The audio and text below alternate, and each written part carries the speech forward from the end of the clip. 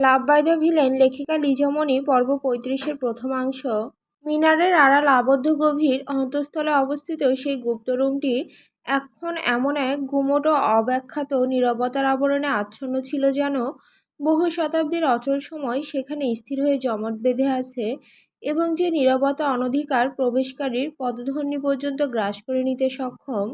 দেয়ালের বিবর্ণ পটবস্ত্রে ঝুলে থাকা জীর্ণ লণ্ঠনের কাঁপমান শিখাটি অতল অন্ধকারকে ভেদ করার ক্ষীণ চেষ্টা চালালেও তার ফ্যাকাশে আলো রুমের কোণাগুলোতে এমন সব ছায়া সৃষ্টি করেছিল, যেগুলোর আকৃতি পর্যবেক্ষণ করতে গিয়ে মনে হচ্ছিল যেন ছায়াগুলো নিজস্ব সত্তা নিয়ে ধীরে ধীরে নড়াচড়া করছে এবং রুমটিকে অদৃশ্য কোনো উপস্থিতির নীরব পর্যবেক্ষণে সমর্পিত রাখছে। মেঝে জীর্ণ কাঠামোতে স্থাপিত তক্তাগুলো এমন অকারণ কর্কশ শব্দ তুলছিল। মিনারের গভীর অন্তঃস্থলে অবস্থিত সেই স্টিল ঢাকা কক্ষে দাঁড়িয়ে থাকা ব্যক্তিটি এমন এক হিমশীতল স্থিরতার আবরণে মোড়া ছিল, যেন তার চারপাশের স্যাঁতসেঁতে বাতাসও তার অস্বাভাবিক মানসিকতাকে অনুভব করে নিঃশব্দ আতঙ্কে জমে রয়েছে, এবং সেই জড়তা তার প্রতিটি নড়াচড়াকে আরও অশুভ ও সন্দেহজনক করে তুলছে। স্টিলের কঠোর মসৃণতায় আচ্ছাদিত টেবিলটির ওপর রাখা বস্তুটি তিনি যে অস্বাভাবিকভাবে নিয়মিত ধীরযান্ত্রিক ভঙ্গিতে কাটছিলেন, তাতে মনে হচ্ছিল এই কার্যটি তার কাছে কোনো সাধারণ প্রস্তুতি পর্ব নয়, বরং তার মনস্তত্ত্বে প্রতিষ্ঠিত বিকৃত এক আচার, যার প্রতিটি অনুশীলন তাকে এক অদ্ভুত মানসিক পরিতৃপ্তির দিকে ধাবিত করে। তার চোখ দুটি ফ্যাকাশে আলোর প্রতিফলনে এমন শীতল স্থিরতায় ঝলকে উঠছিল যে মনে হতো সেই চোখের গভীর স্তরগুলো থেকে মানবিক আবেগ বহু আগে অপসৃত হয়ে গেছে, এবং সেখানে অবস্থিত রয়েছে কেবল এক নিশার নৈশব্দ, যা তাকে স্বাভাবিক মানুষের সীমানা থেকে দূরে সরিয়ে রেখেছে। রুমের ওপরস্থ ধাতব বাতিটি কাঁপতে কাঁপতে যখন আলো সরাচ্ছিল, তখন তার দেহাবয়বের দীর্ঘ ছায়া দেয়ালে এমনভাবে ওঠানামা করছিল, যেন ছায়াগুলোই তার বিকৃত আচরণের নীরব সাক্ষী হয়ে অস্থির ছন্দে সতর্ক সংকেত দিচ্ছে। আর সেই ছন্দ পরিবেশকে আরও ছমছমে করে তুলছিল। লোকটার হাতের মাপা নিখুঁত প্রায় পাষাণসম যান্ত্রিক চলনে এমন এক ঠান্ডা ধ্যানমগ্নতা নিহিত ছিল। সে এখন কোনো কর্ম সম্পাদন করছে না, বরং এক অদ্ভুত মানসিক শূন্যতার গভীরতায় নিমজ্জিত থেকে নিজের অস্থির সত্তাকে নিয়ন্ত্রণে রাখার চেষ্টা করছে। স্টিলের ওপর একটা ডেড বডিকে কেটে টুকরো টুকরো করে ফেলছে। টুকরো মাংসগুলোকে কেটে টেপ ছেড়ে ধুয়ে নিয়ে আসে, নিজের স্থানে এসে বসে পড়ে, স্টিলের উপরে কাটা মাংসের টুকরোগুলো সাজিয়ে রাখে। মহিলাটার কাটা মাথাটা ফ্রিজ খুলে রেখে আসে, বাকি শক্ত অঙ্গ প্রত্যঙ্গগুলো ফ্রিজের মধ্যে বরফে ঢেকে রেখে আসে। নিজের চেয়ারে এসে বসে, চোখ দুইটা হিংস্র অথচ শান্তভাবে তাকিয়ে আছে কাঁচা মাংসগুলোর দিকে। মাংসের টুকরোগুলোর ওপর সামান্য লবণ চিলি সস দিয়ে মিশিয়ে নেয়। প্রত্যেকবারের মতো রক্তের গ্লাসগুলো সামনে সাজিয়ে রাখে। 10 গ্লাস রক্ত রেখে বাকি রক্তগুলো একটা পাত্রে রেখে দেয়। রক্তে সামান্য ওয়াইন মিশিয়ে বরফ ঢেলে দেয়। জেড বিকৃত হেসে জিহ্বা দিয়ে ঠোঁট ভিজিয়ে নেয়। একটা চপস্টিকের সাহায্যে কাঁচা মাংসগুলো তুলে মুখে তুলে নেয়। জেড পৈশাসিকভাবে চিবোতে থাকে। বাম হাতের সাহায্যে গ্লাসটা তুলে পুরোটা রক্ত গিলে ফেলে। ঠোঁটের উপরে লেগে থাকা রক্তটা জিহ্বা দিয়ে টেনে মুখে নিয়ে যায়। পুনরায় কাঁচা মাংস চিবিয়ে পৈশাসিকভাবে হাসে। কি আশ্চর্য, কিছুক্ষণ আগে মেয়েটা বেঁচে ছিল, কিন্তু তীব্র যন্ত্রণায় মরতে হয়েছে। কারো শারীরিক ভুক্তভোগী হয়ে রেপের শিকার হতে হয়েছে, বিকৃতভাবে খুনের শিকার হয়েছে। জানা নেই কার বোন ছিল, কার মেয়ে ছিল, অথবা কার ভালোবাসার মানুষ। কাল হয়তো নিউজ ফিডে আসবে কোনো এক মেয়ে নিখোঁজ, কিন্তু সেটা চলবে সর্বোচ্চ 1 সপ্তাহ। এরপর সবাই ভুলে যাবে। বন্ধ রুমে মেয়েটার চিৎকার আর্তনাদ কেউ শোনেনি, কেউ দেখেনি এক সাইকোপ্যাথের থাবায় পড়ে ঠিক কতটা শারীরিক যন্ত্রণায় ছটফট করেছে। জেড মাংসগুলো এমনভাবে খাচ্ছে যেন কতদিনের ক্ষুধার্ত বাঘ। তার চোখ দুটি নিস্তরঙ্গ অন্ধকারের দিকে স্থির হয়ে আছে। মনে হচ্ছে এই মাংস আর রক্ত শুধু খাবার নয়, বরং নিজের ভেতরের গভীর কোনো অন্ধকারকে সন্তুষ্ট করছে। কক্ষের ফ্যাকাশে বাতি যখন কেঁপে ওঠে, তখন তার ছায়া লম্বা হয়ে দেওয়ালে পড়ে, এবং সেই দুলতে থাকা ছায়া দেখে মনে হয় যেন তার ভেতরের বিকৃত স্থিরতা ছায়ের উপরে প্রভাব ফেলছে। কাঁচা মাংস চিবানোর ধীর ভারী শব্দ কক্ষের নীরবতাকে এমনভাবে ভেদ করে আসছিল যে মনে হচ্ছিল ওই নৈশব্দ কোনো সাধারণ নীরবতা নয়, বরং তার অস্বাভাবিক আচরণকে ঘিরে থাকা এক অদৃশ্য চাপা উত্তেজনা, যা পুরো পরিবেশকে শিরশিরে ঠান্ডায় ডুবিয়ে দিচ্ছে। এক বিকট শব্দে দরজা খুলে যায়। জেড শান্ত চোখে সামনে তাকায়। সামনে থাকা হিংস্র ব্যক্তিটাকে দেখে বাঁকা হাসে। জেডের ঠোঁটে এখনো রক্ত লেগে আছে। টিস্যু দিয়ে রক্তটুকু মুছে সামনে থাকা ব্যক্তিটার উদ্দেশ্যে বলে, কারণে এসেছো নাকি অকারণে? অসময়ে আসতে দেখে অবাক হলাম কিন্তু ভাই। নিক অন্ধকার ভেদ করে গভীরভাবে ভেতরে প্রবেশ করে। ঈগল চোখে তাকায় জেডের দিকে। তার সামনে শিকারকে অনড় দাঁড়িয়ে থাকতে দেখে গ্যাংস্টার বসের মুখমণ্ডলে এমন এক দহনজন্মা ক্রোধের ছাপ ফুটে ওঠে, যেন নীরবতার আবরণ ভেদ করে ভেতরকার বিস্ফোরণমুখী ক্ষোভ প্রতিটি শ্বাসের সাথে তীব্রভাবে স্পন্দিত হয়। আর তার দৃষ্টির কঠোরতা এতটাই তীক্ষ্ণ হয়ে ওঠে যে তা সমগ্র ঘরের হিমশীতল পরিবেশকে আরো ভয়ানক নীরবতায় আবদ্ধ করে রাখে। হঠাৎ করে অগ্নিসদৃশ জ্বলতে শুরু করে। সেই ঝলক চারপাশের বাতাসকে এমনভাবে স্থবির করে দিচ্ছিল যেন প্রতিটি উপস্থিতি তার অগ্নিবিক্ষিপ্ত দৃষ্টির তলে অবশিষ্ট থাকে। নিকের বড় হাতের আঙুলের নড়াচড়া যা সাধারণত নিখুঁত নিয়ন্ত্রণে থাকে, হঠাৎ করে অল্প অস্থির হয়ে ওঠে সে। আর সে অপ্রকাশিত অস্থিরতা তার সমগ্র দেহের স্থিরতার সঙ্গে একযোগে এমন এক অদৃশ্য কম্পন ছড়ায় যা উপস্থিতিদের মস্তিষ্কে অচেনা এক শীতল স্রোত সৃষ্টি করে। জেড তাকিয়ে আছে নিকের দিকে। জেডের ঠোঁটে বক্র হাসি। নিক শান্ত গলায় বলে, রুম থেকে বের হয়েছিলি? জেড মাংসগুলোর দিকে তাকিয়ে বলে, বাহিরে না গেলে মেয়ে পেয়েছি কোথায়? নিক দৃষ্টি ঘুরে স্টিলের উপর তাকায়। রক্তের গ্লাস আর কাঁচা মাংস দেখে কপাল কুঁচকে ফেলে। রেপ করেছিস? মেয়ে বুঝলে কিভাবে? তুই ছেলেদের মাংস খেয়েছিস কোনোদিন? না। নিক নিজেকে যথেষ্ট সংযত করে বলে, তাহলে না বুঝার কি আছে শুয়োরের বাচ্চা। মেয়ে যেহেতু এনেছিস, রেপ তো অবশ্যই করেছিস। জেড বিকৃতভাবে হেসে বলে, রেপ কিনা জানি না, তবে আমার মানসিক শান্তি। শালীদের কত বলি জোরে জোরে চিৎকার কর, ফলে আমার পৈশাসিক আনন্দ লাভ করে, কিন্তু শালীরা চিৎকার করে এমনভাবে যেন গলা থেকে আওয়াজই বের হয় না। Fucking drama. নিক দাঁত কড়মড় করে বলে, এই হাত দিয়ে হাজারো নারীকে নষ্ট করেছিস, আমার পবিত্র সম্পদে স্পর্শ করেছিস কোন সাহসে? জেড শান্ত গলায় বলে, তোমার জিনিসে কখন স্পর্শ করেছি আমি? নিষেধ করেছ পর যাইনি সেদিকে। কোনোদিন তোমার বউকে নিজের চোখেও দেখিনি। নিক ছন্নছাড়া রূপে চারদিকে তাকিয়ে রহস্যময় হেসে বলে, রাইট, তুই স্পর্শ করিসনি, কিন্তু তোর বাম হাতটা স্পর্শ করে গিয়েছে। ভুলবশত এমন একজনকে ছুঁয়েছিস যার জন্য গ্যাংস্টার বস নিক জেব্রান পুরো পৃথিবীকে যুদ্ধক্ষেত্র বানিয়ে দিতে পারে, প্রয়োজনে হাজারবার নিজের জীবন উৎসর্গ করে দিতে পারে। কিন্তু এই নারীর দিকে কেউ সামান্য চোখ তুলে তাকালে সহ্য করতে পারে না। তোর সাহস কত বড় হয়েছে যে আমার সম্পদের দিকে অশালীন হাত বাড়িয়েছিস? তোর মনে হয়নি জানতে পারলে কি হবে? জেড কপাল কুঁচকে বলে, তোমার বউ ছিল সে। আমি আসার পথে ভুলবশত হয়তো লেগে গিয়েছে। আমি দেখেছি একটা মেয়ে ছিল, কিন্তু অন্ধকারে ঠিক অনুমান করতে পারিনি। আমার জানা মতে তোমার বউকে রুম থেকে বের হতে দাও না। আমি কি করে জানবো সে তোমার বউ ছিল? নিক তীক্ষ্ণ দৃষ্টিতে তাকিয়ে বলে, ডিটারজেন্ট খেয়ে আমি মাফিয়া বস হয়েছি জেড।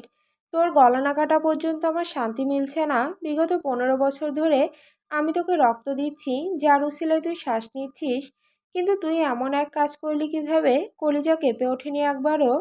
জেড স্টিলের চেয়ারে বসে বলে, তুমি পৃথিবীর হার্টলেস গ্যাংস্টার হলেও আমার প্রতি তোমার ভালোবাসা অসীম ভাই। আমার সব অঙ্গ প্রত্যঙ্গ তোমার নামে উৎসর্গ করা। তোমার যা ইচ্ছা তাই করো, তবে জানি প্রাণে মারবে না। প্রতিশ্রুতিবদ্ধ তুমি? নিক আচমকা জেডের গলায় চেপে ধরে বলে, নিজের ব্যক্তিগত নারীর দিকে কেউ তাকালে হাজারবার সেই প্রতিশ্রুতি ভঙ্গ করতে পারে এই নিক জেব্রান। প্রয়োজনে ধ্বংসে মেতে উঠবে।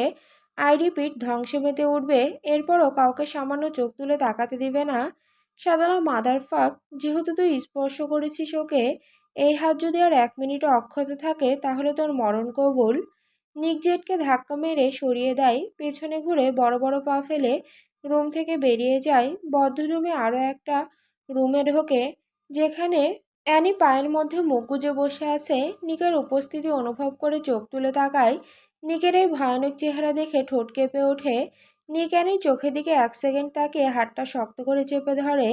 অ্যানি ব্যথায় মৃদু কান্না করে ওঠে। নিকের কান অবধি গেল না সেই শব্দ। অ্যানিকে টেনে হিঁচড়ে সেই অভিশপ্ত রুমে নিয়ে যায়। তাজা রক্তের গন্ধ নাকে আসতে অ্যানি সামনে তাকায়। সামনে একজন বিদেশি সুদর্শন পুরুষকে দেখে অবাক হয়ে যায়। হাঁ করে তাকিয়ে থাকে লোকটার দিকে। নিঃশ্বাসের ঘনতা বাড়তে থাকে। লোকটাও তার দিকে তাকাতে যাবে, তার আগেই নিক সামনে চলে আসে। অ্যানি আশ্চর্য হয়ে নিকের ব্যবহারে স্টিলের উপরে রাখা লম্বা দা হাতে তুলে গর্জে ওঠে, এক পলকে যদি আমার বউয়ের দিকে তাকিয়েছিস তাহলে শুধু হাত নয়, পুরো শরীর কেটে টুকরোতে পরিণত করব। বউ, এই শব্দটা যেন অ্যানির কানে এক বিকট আওয়াজ করে তোলে। কি শুনল সে? লোকটা তাকে বউ সম্বোধন করেছে, সত্যি করেছে নাকি স্বপ্ন? লোকটা কি আসলে অ্যানিকে নিজের বউ হিসেবে পরিচয় দিয়েছে? অ্যানির চোখে পানি টইটম্বর, কিন্তু সেই ভালো লাগার অনুভূতি বেশিক্ষণ স্থায়ী হলো না। নিকের অনাকাঙ্ক্ষিত কথাতে থমকে যায়। এই দা হাতে নাও আর এক কোপে তার বাম হাত দেহ থেকে আলাদা করে ফেলো। অতিরিক্ত সময় ব্যয় করলে সমস্ত রাগ আর হিংস্রতা তোমার ওপর দিয়ে যাবে। কুইক। জেডও যেন অনেক অবাক হলো, তবে কিছু বলে না।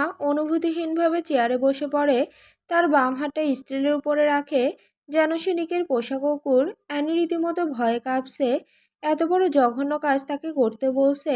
এই লোক তো জানে অ্যানির রক্তে ফোবিয়া, তারপরও এইসব কাজ করে মানসিক আঘাতে রক্তাক্ত করে ফেলে। অ্যানিকে দাঁড়িয়ে থাকতে দেখে নিক ঘর কাঁপিয়ে হুঙ্কার ছাড়ে, কানে কথা যাচ্ছে না আমার? শুনতে পাসনি আমার কথা? যখন নিয়ন্ত্রণের বাইরে চলে যাব তখন সামলাতে পারবি। ট্রাস্ট মি, পুরোটা ঘূর্ণিঝড় যখন তোর উপর দিয়ে যাবে তখন সামান্য চোখের পানি যদি আমি দেখেছি তাহলে খোদার কসম ধ্বংসলীলা চালিয়ে দিব। শান্ত আছি, শান্ত থাকতে দে। 10 সেকেন্ডের ভেতরে ওর বাম হাতটা আলাদা করবে। If you disobey my word, the consequences won't be good. Do your work quickly, fuck you baby girl. Annie 2 কদম পিছিয়ে যায়। নিক ভয়ানক দৃষ্টি দিয়ে তাকায় জেডের দিকে। জেডের দৃষ্টি একদম শান্ত, যেন এখানে কিছুই হচ্ছে না। নিক ঠোঁট কামড়ে ধরে একটা ছুরি হাতে নেয়। অ্যানি এখনো শক্তভাবে নিকের হাত চেপে ধরে রেখেছে। নিক অ্যানির দিকে তাকে বিরক্তি নিয়ে বলে, এমন চিপকাচাপকি করছো কেন? আমার স্পর্শ ঘৃণা লাগে, অথচ এখন পারছো না ভেতরে ঢুকে যেতে। ভয়ের মধ্যে নিকের এমন খোঁচা মারা কথাটা যেন অ্যানির গায়ে স্যাঁত করে ওঠে। চোয়াল শক্ত করে নিকের দিকে তাকায়, রাগে কান্না করে ওঠে। এক ঝটকায় হাতটা সরিয়ে ফেলতে যাবে, তার আগে নিকের কর্কশ কণ্ঠ, খবরদার, যদি হাতটা সরিয়েছো তাহলে ছুরিটা ডাইরেক্ট গলায় চেপে ধরবো। অ্যানি ধমকে কেঁপে ওঠে, বিরক্তি নিয়ে পুনরায় তাকায়। নিক স্টিলের ওপর অস্ত্রগুলোর দিকে তাকিয়ে আছে। অ্যানি বিড়বিড় করে বলে, সঠিক সময়ে খোঁচা দিতে ভালোই পারেন, এমন সামান্য আরিশ ভাইয়ের সামনেও যেতে দেন না। এখন এই অচেনা ব্যক্তির সামনে নিয়ে এসেছেন কেন? নিকের মুখভঙ্গিমা ধীরে ধীরে বদলাতে থাকে। জেডের দিকে তাকিয়ে বলে, জেড। নিকের শান্ত কণ্ঠ শোনার সাথে সাথে জেড চোখ বন্ধ করে ফেলে। নিক অ্যানিকে হ্যাঁচকা টানে পেছন থেকে সামনে নিয়ে আসে। অ্যানি হাতে অনেকটা ব্যথা পায়। নিক সেসব পরোয়া না করে আদেশ করে, 10 সেকেন্ড সময় দিলাম। অ্যানি ফুঁপিয়ে ওঠে, পারবো না আমি।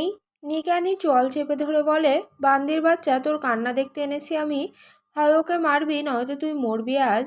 অ্যানি নিকের দিকে তাকিয়ে বলে, কি করেছি আমি? আমাকে কেন শাস্তি দিচ্ছেন? তোকেও স্পর্শ করেছে, অশালীনভাবে ছোঁয়ার চেষ্টা করেছে। তোর এই কোমরে আমার স্পর্শ থাকার কথা, পরপুরুষের আঘাত কেন থাকবে? অ্যানি চট করে তাকাতে চায় পিছনে, কিন্তু নিকের জন্য পেরে ওঠে না। তাহলে এই লোক তাকে ছোঁয়ার চেষ্টা করেছে, কিন্তু কে এই লোক? ওনার সাথে কিসের সম্পর্ক? আর এই পাপাচারে ঢেকে যাওয়া মিনারেই কি করছে? অ্যানি শক্ত চোখে তাকিয়ে বলে, প্রয়োজনে নিজে হাত কাটুন, আমাকে টানছেন কেন? আমি পারবো না এসব করতে। মায়া দেখাচ্ছিস কোনোভাবে? নিকের শান্ত কণ্ঠে অ্যানি কেঁপে ওঠে। এই শান্ত কণ্ঠ ঝড়ের পূর্বাভাস। অ্যানি পরিস্থিতি সামলানোর জন্য বলে, যে আমাকে অশালীনভাবে ছুঁয়ে দেওয়ার চেষ্টা করেছে তার জন্য মায়া দেখানো নিছক বিলাসিতা। মায়া নয়, নিজের ভয়টাকে স্মরণ করাচ্ছে আপনাকে। যেতে দিন আমাকে এখান থেকে।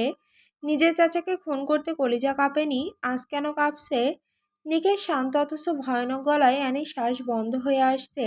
নিঃশ্বাস টেনে বলে, প্রতিশোধের নেশায় ডুবেছিলাম তখন।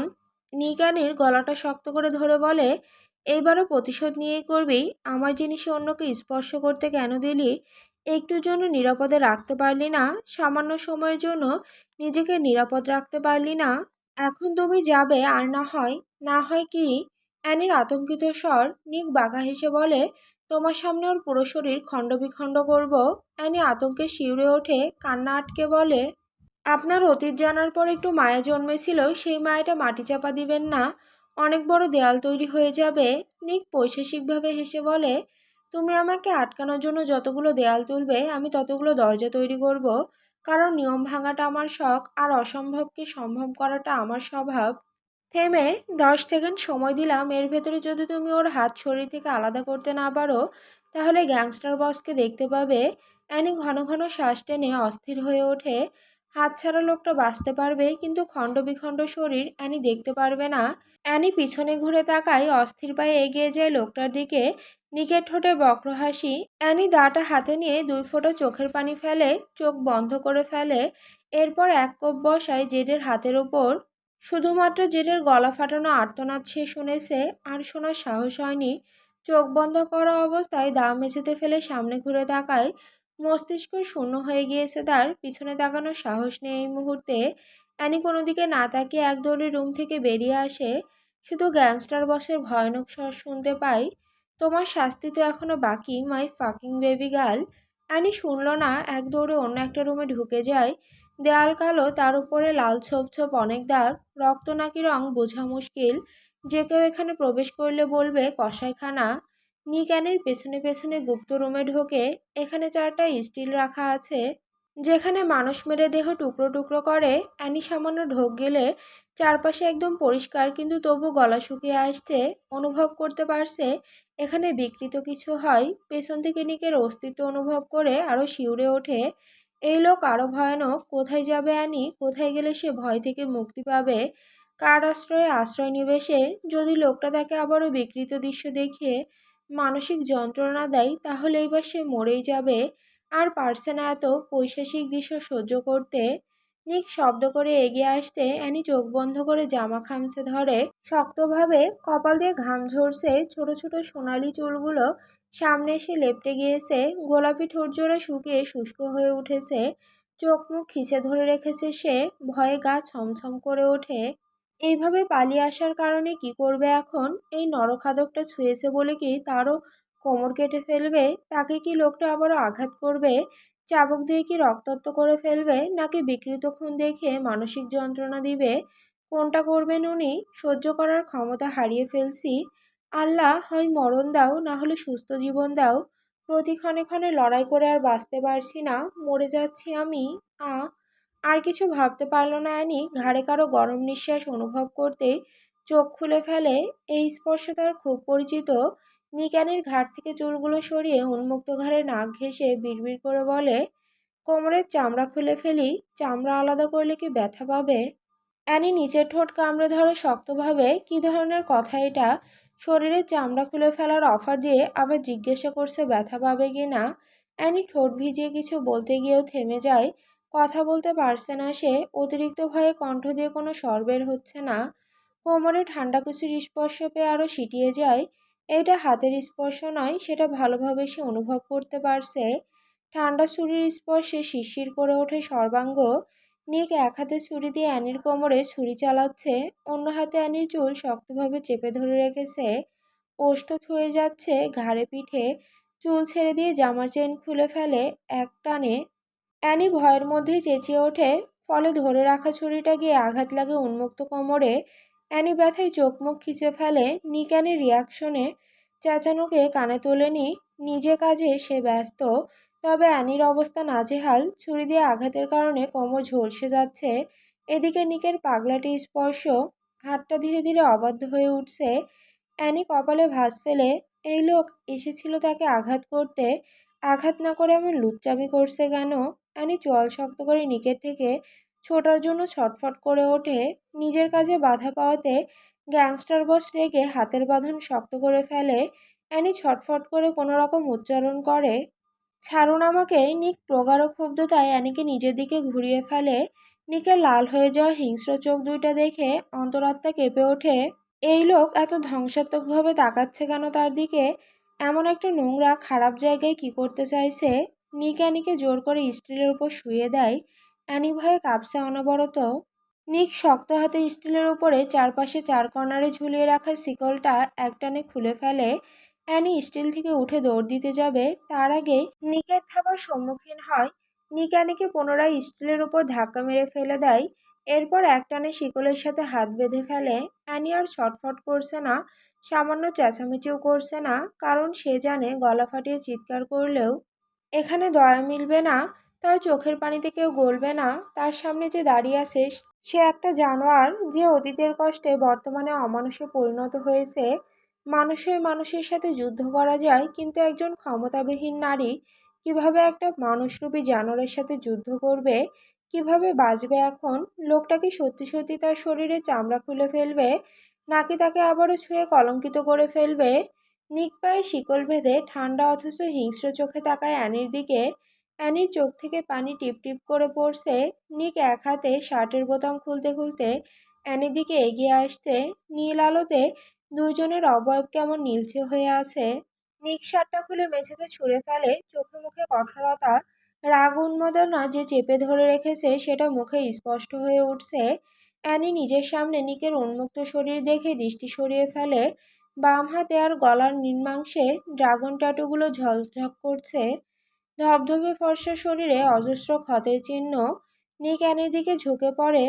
অ্যানি চোখ বন্ধ করে সাহস জুগিয়ে বলে, কি করছেন, কি করতে চাইছেন? নিক প্রশ্নের উত্তর দেয় না, কেমন ঘোলাটে তার দৃষ্টি। অ্যানি সেই দৃষ্টির ভাষা আন্দাজ করে চেঁচিয়ে ওঠে, নির্লজ্জ চিতাবাঘ, গরুর মতো যেখানে সেখানে অশ্লীলতা শুরু করে দেয়। এইটা আপনার টর্চার সেল? এখানে বাসর করার মুড জেগেছে, এমন একটা অপবিত্র জায়গায় জালিমদের মতো পবিত্র সম্পর্ক স্থাপনে লজ্জা করছে না? শয়তানে যখন চেপে ধরবে তখন ক্ষমতা ভাঙা দরজা দিয়ে পালাবে। অসভ্য, ছাড়ুন বলছি আমাকে। নিক অ্যানিকে ছাড়ল না। অ্যানিকে স্টিলের ওপর রেখে ঠোঁট কামড়ে বলে, অপবিত্র জায়গাকে পবিত্র করার জন্য দোয়া পাঠ করা যাক, তবে সেটা যথাসময়ে পড়ব, যখন সঠিক সময় আসবে। অ্যানি নিকের বুকে ধাক্কা দিতে দিতে বলে, নির্লজ্জ, আপনার মতো এত বড় শয়তান থাকতে নতুন করে আবার কোন শয়তান আসবে? নিক অ্যানির ঘাড়ে মুখ গুজে হাতটা চেপে ধরে চোয়াল শক্ত করে ধমকে ওঠে, বান্দির বাচ্চা, ছটফট করিস না, পরে নিজেই ব্যথা পাবি। অ্যানি ভয়ে কাঁপছে। আঘাত করবেন নাকি আবারও স্পর্শে কলুষিত করবেন? নিক অ্যানির কাঁধ থেকে জামার অংশ একটানে ছিঁড়ে ফেলে।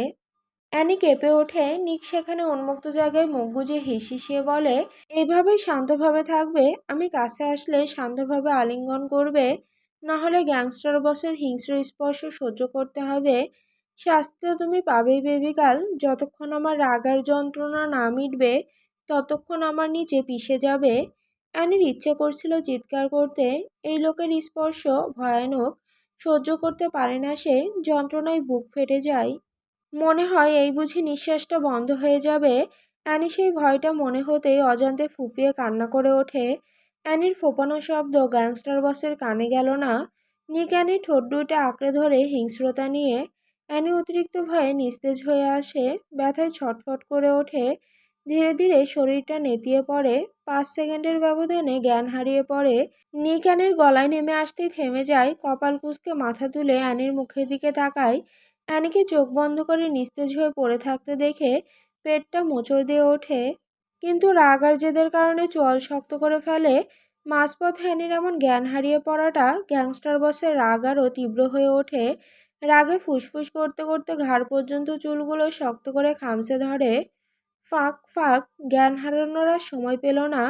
নিক চোখ বন্ধ করে ঘন ঘন নিঃশ্বাস টেনে নিজেকে নিয়ন্ত্রণ করার চেষ্টা চালায়। ঠোঁট কামড়ে ধরে সামনে তাকায়। ভ্রুকুচকে অ্যানির দিকে তাকাতেই নিজের হুঁশ ফেরে। শিকলে বাঁধা নিস্তেজ অ্যানিকে দেখে অস্থির হয়ে ওঠে মন। বিরক্তি নিয়ে একটানে হাতে পায়ে শিকল খুলতে থাকে। শিকল খুলে তাকায় সেদিকে। ধবধবে ফর্সা হাতে পায়ে লালচে হয়ে গিয়েছে। নিক সেদিকে ঝুঁকে পরপর অনেকগুলো চুমু খায়। নিক অ্যানির উন্মুক্ত পেটের দিকে তাকায়, দৃষ্টি ঘুরিয়ে উন্মুক্ত কোমরে ছুরি দিয়ে আঘাতপ্রাপ্ত জায়গায় চোখ বুলায়। সেখানে ঠোঁট ছুঁয়ে দিয়ে মুখের দিকে এগিয়ে যায়। অদ্ভুতভাবে তাকায় অ্যানির দিকে। নিকের শরীর দিয়ে ঘাম হচ্ছে। অস্থির হয়ে উঠেছে তার মন। অ্যানির ঠোঁটে শক্তভাবে চুমু খেয়ে রাগ দেখিয়ে বলে, চুমুও খেলাম না, স্পর্শও গভীর করলাম না, তার আগেই অজ্ঞান? এই মেয়ে বাকি জীবন সামলাবে কিভাবে? নিক অ্যানিকে পাঁজো কোলে তোলে নেয়। খুলে ফেলা জামাটা অ্যানির উন্মুক্ত শরীর দিয়ে ঢেকে ফেলে।